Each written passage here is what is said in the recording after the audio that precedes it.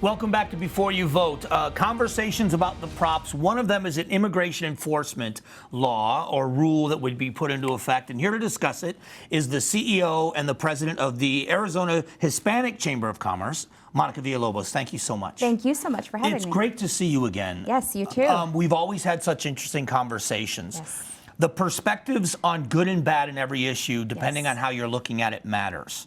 Talk about it from the Hispanic Chamber of Commerce and Industry perspective on this proposition. Right, and it's really a business perspective, right? Where they're calling Proposition 314 the border proposition, we're calling it the anti-business proposition. I think we can agree on three things, and we just had the conversation about moderation and where we can agree. Nobody wants open borders, that's one.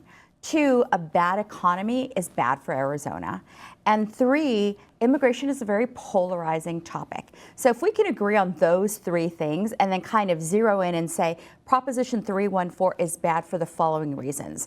One, for as far as open borders go, it does nothing to secure the border any more than it already is. And it takes the onus of that responsibility away from the federal government and puts it on the state government and law enforcement. Do you think, do you understand the people that say it may not do anything to secure the border, but it sends a message that says to people that would cross illegally, there's another level of law enforcement that will enforce laws? Do you understand that rationale? I absolutely understand that rationale, and I think we need all the help we can get.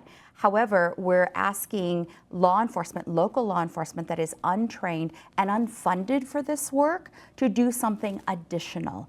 And that puts a lot of burden on our local law enforcement, which is just unfair, right? And they don't want to do it. There are two sheriffs in border counties that have already said, we can't, not only can we not afford to do this, we're not prepared to do this. And so I think we need to listen to who's on the front lines and say, how do we best support you, not how do we give you additional work? So then the devil's advocate part of that is they're not required to do it, but it's a tool they can utilize if they choose. Does that make it a little bit more palatable? Right. I think there are so many things wrong with Proposition 314. Fair. We can't take it down to sort of one, like if we fixed this. Okay. If you recall the history, this was HCR 2060, and there were a lot of things wrong with HCR 2060. A lot of business groups got together and worked on that to try to get it to something more palatable. It's still not perfect. And so I think it's very, disheartening when we look at a proposition that's really going to impact our economy. What I'm hearing from business owners is anytime you attack the basic principle of economy, which is supply and demand, we're going to have an issue. That's bad for the economy. So poll numbers have said it is more likely to pass than not. So then are you preparing in what happens in your community, in the Hispanic Chamber of Commerce, if this passes? Right. Again, another issue, I think that it is predicted to pass. I think that's good marketing. I think whenever you say, and that was kind of that third thing that I mentioned at the top, right? It's polarizing. Yep. You say immigration, you say secure borders, and people are just like, sign me up. It doesn't matter what it actually says.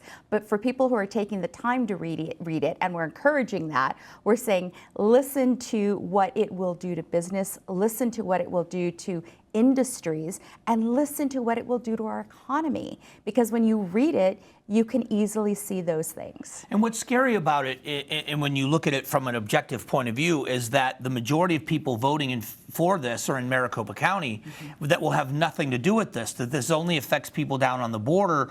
They're the agencies that will be left to deal with this. It will affect business here. Absolutely. But the agencies affecting it are the ones that are actually on the border. That's absolutely right. And that's I would say, the primary impact. The secondary impact is certainly to all of Arizona, right? Our state brand, we've been down this path before. We saw what SB 1070 did, just the sentiment and the rhetoric around it, even though proponents are saying, oh, it's not the same as SB 1070, the feeling and sentiment around it is absolutely the same.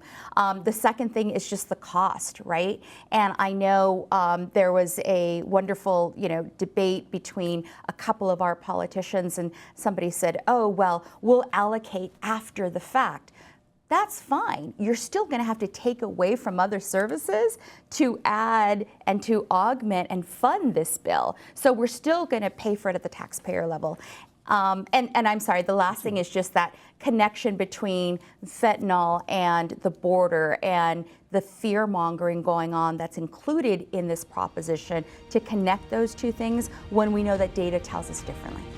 I appreciate the time and the perspective. We want to get all these perspectives. Be an informed voter. I know it's a long ballot here in Maricopa County where we are. Be an informed voter. We'll be back.